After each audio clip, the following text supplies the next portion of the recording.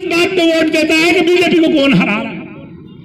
अब आप यहां जरा नुक्ते की बात है, यहां समझिए, आप आपकी वो कमजोरी जानते हैं। वो कहते हैं इनको डेवलपमेंट नहीं चाहिए, इन्हें तो सिर्फ ये चाहिए जो बीजेपी को हरा रहा है। तब मैंने उनसे कहा था, मैंने कहा ये गलतफहमी है केजरीवाल साहब आपकी, ऐसी बात नहीं है। अब मुस्लिम भी जाग चुका है, वो भी अब अपना अच्छा बुरा सोच रहा है, वो भी समझ सकता है कि हमारा आखिर भला किसमें है, हमारी नस्लों की बका और फला किसमें है।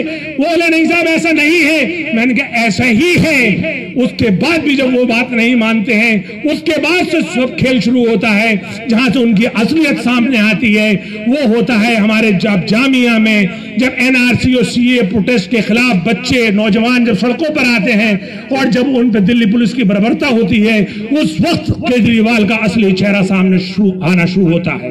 उससे पहले तक लोग केजरीवाल को केजरीवाल नहीं समझ रहे थे। उससे पहले लोग यही समझते थे कि ये शायद गरीबों का दबे कुचले वर्ग का मसीहा है। लोग उसको आरएसएस की बी टीम या आरएसएस की नाजायज औलाद नहीं समझ रहे थे। वो ये समझ रहे थे कि नहीं ये इस वक्त हमारा यही मसीहा है, यहीं से हल निकलेगा। उसके फौरन बाद दिल्ली को दंगों में झोंक दिया जाता है और पूरी दिल्ली, खासतौर से नॉर्थ ईस्ट दिल्ली, उसमें हमारी गरीब आवाम जलती है, मरती है, कटती है, अपने कारोबारों को जलता हुआ देखती है और अपने जख्मों से करहा रही होती है। लेकिन ये बेवफा केजरीवाल उनको देखने तक नहीं आता, उनका हाल तक पूछना नहीं आता, उनसे मिलने तक नहीं आता।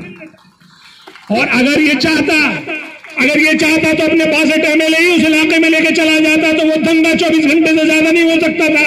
ये सिर्फ इल्जाम तो लगाता रहा कि दिल्ली पुलिस मेरे पास नहीं है, ये तो कहता रहा कि मैं उसमें कुछ नहीं कर सकता, और ले जाके अपने 62 एमएलए वो गांधी समाधि पे मौन धारण करके बैठ जाता है। बात यही नहीं रुकती, फिर दूसरा एक और वाकया होता है, और वो वाकया तो ऐसा होता है जिसमें आपको और मुझे और हर नौजवान को और हर मुस्लिम को जज्बाती तौर पे ठेस पहुंचाई। वो मामला होता है कोरोना का।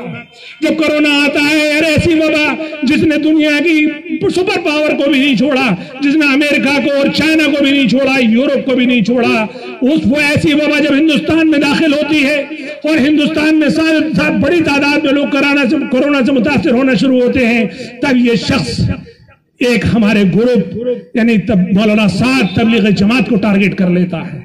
और ये ऐसा टारगेट करता है कि बाकायदा प्रेस कॉन्फ्रेंस कर करके ये बताता है कि आज इतने मरीज तो वैसे आए और इतने मरीज मरकज से आए, इतने मरीज गैर मरकज वाले थे, इतने मरीज मरकज वाले थे। और ये फिर उनकी एफआईआर की भी रिकमेंडेशन कर देता है।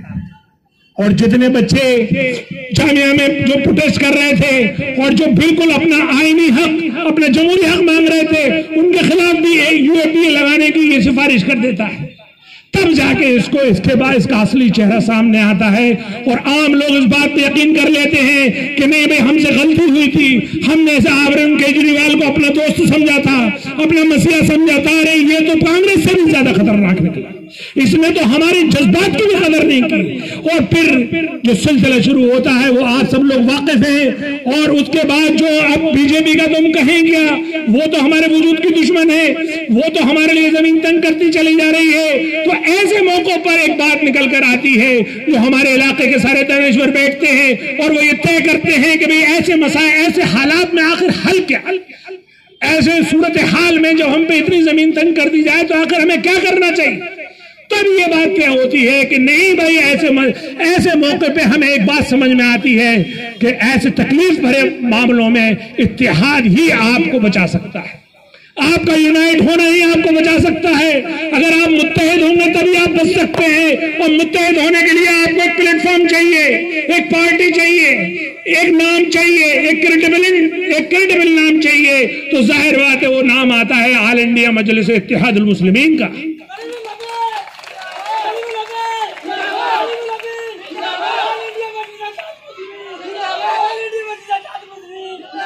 इसके बाद अब नंबर आता है कि प्लेटफॉर्म हमारे पास आ गया, अब हमें एक बेहतर कायद चाहिए, हमें एक ऐसा शख्स चाहिए जो हमारे मसाइल को उठा सके, हमारी रहनुमाई कर सके और सही मायनों में और सही तरीके से हमारी बात उठा सके। तो इसमें कोई दो राय नहीं, ये बात पहले से जानी जाती है। जो संसद भी जिसको मानती है, संसद ने भी जिसको सांसद रत्न अवार्ड से नवाजा है, वो नाम आता है बैरिस्टर असदुद्दीन ओवैसी साहब। इसी वजह से मैं 19 मार्च को इस MIM का दामन थामता हूं और 19 मार्च 2021 को मुझे इसके अध्यक्ष की जिम्मेदारी दी जाती है और वहां से हमारा कारवां शुरू होता है। वहां से मैं अपना काम करना शुरू करता हूं और अल्हम्दुलिल्लाह वो काम करते करते आज मैं 17वां ऑफिस यहां पे उद्घाटन करूंगा। आज इंशाअल्लाह आपके इलाके में वो 17वां ऑफिस होगा MIM का। तो दोस्तों बुजुर्गों, ये मैंने आपको तमहीदी बात बताई। अब मैं बात बताता हूं कि इसके आगे क्या करना है। ये तो मैंने वो बात बताई कि क्या वजह रही कि MIM हमारी जरूरत है, क्या वजह रही कि MIM को भी ये एहसास हुआ कि दिल्ली में उसकी मजबूत मौजूदगी जरूरी है। उसकी वजूहत तो ये थी कि इन दोनों पार्टियों ने हमें छला और उधर से बीजेपी हमारे लिए जमीन तंग करती चली आ रही है, तो ये हमने पार्टी ज्वाइन कर ली। अब सवाल ये है कि हमें इसको आगे कैसे लेके जाना है, हमें किस तरह से इसे कामयाबी की बुलंदियों में पहुंचाना है। तो उसका एक ही तरीका है कि जब आप मुनज़्ज़म होते हैं, जब आप अपने आप को संगठित करते हैं, जब आप अपने इलाके के जो पार्टी का संगठन होता है जब उसे सपोर्ट करते हैं, तो पार्टी का मजबूत स्केलेटन तैयार हो जाता है।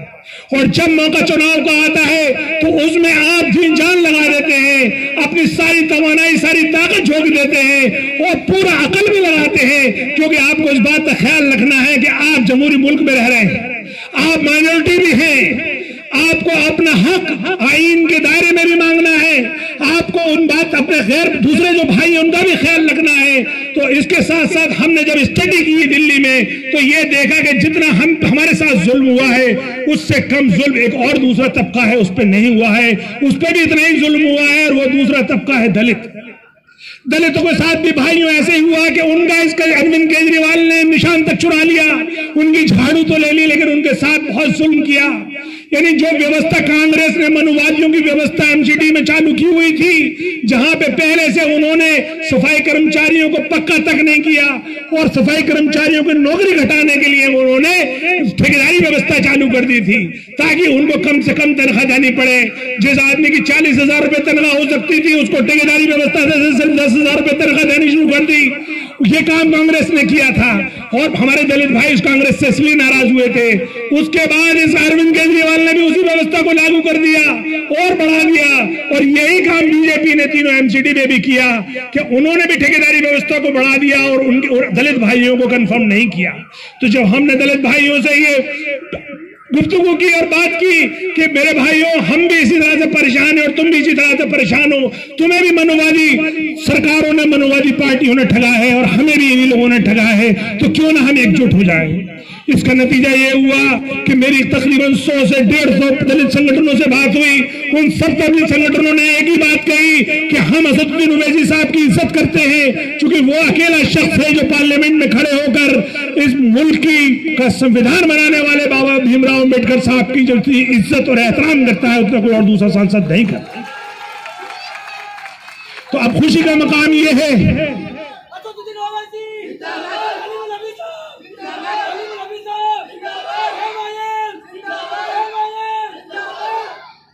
खुशी का मुकाम यह है कि दलित भाई भी अब आपको सपोर्ट करने को तैयार है।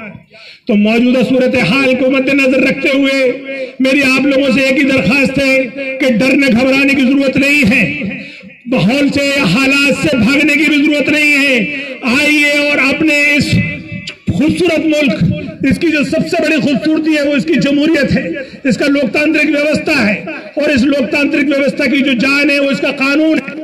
आप आएंगे और आज हम ये अहद करें कि हम इसको कानून को बचाने के लिए सारी कुर्बानियां देंगे, हम वो सारे काम करेंगे जिससे कि ये मुल्क मजबूत हो, इस मुल्क की जमहूरियत मजबूत हो, इस मुल्क के आईन की कदरें बढ़ जाएं और जिनके हाथों में ये देश है जो इसकी कदरों को तार तार कर रहे हैं, जिनकी हर चंद ये कोशिश है कि ये संविधान बदल लिया जाए, ये उसी मनवादी व्यवस्था से चले जिस मनवादी व्यवस्था में दलितों को और अल्पसंख्यकों को कोई जगह नहीं होगी। तो आइए हम इसका पुरजोर तरीके से इसका विरोध करें और इसका विरोध करने के साथ साथ खुद को यूनाइट करें। और जब हम खुद को यूनाइट कर लेंगे तो आप यकीन मानिए कि जो वोट आपको, जिनका वोट आपका वोट जिनको मिलता था, जो आपको ना कदरे, जिन्होंने कोई कदर नहीं की, इंशाअल्लाह आप आने वाले वक्त में देखेंगे कि वो आपके घरों पर आएंगे, आपके थोड़ियों में हाथ डालेंगे, आपसे पूछेंगे बताइए आपके मसाइल क्या हैं, आपके मसाइब क्या हैं। क्योंकि अभी भी हम मजलिस जो प्लान कर रही है वो पूरी दिल्ली में चुनाव नहीं लड़ेगी। मजलिस सिर्फ उन्हीं जगहों पर चुनाव लड़ेगी जहां हम अपने अकेले दम पर या दलित भाइयों के दम पर चुनाव जीत सकते हैं, सिर्फ वहीं लड़ेंगे। दिल्ली के एमसीडी चुनाव में, दिल्ली की टोटल तीनों एमसीडी में मिलकर 272 सीटें होती। 272 सीटों में सिर्फ हम अभी 70 का प्लान कर रहे हैं, बाकी तो 202 सीटें बची हुई हैं। अगर आप यूनाइट हो गए तो आप यकीन मानिए कि वो 202 सीटों में भी तो आपका वोट है, वो भी तो किसी न किसी पार्टी को जाएगा। जाहिर बात है, जो बात हमारी करेगा, जो हमारे मसाइल को उठाएगा और जो हमारे डेवलपमेंट की बात करेगा, हम उसी को सपोर्ट करेंगे। तो इससे घबराने की जरूरत नहीं है। ये मत समझना कि आपके यूनाइट होने से कोई दूसरी पार्टी जीत जाएगी, क्योंकि उसका जब जीतना था तो बिना आपके भी जीत गई।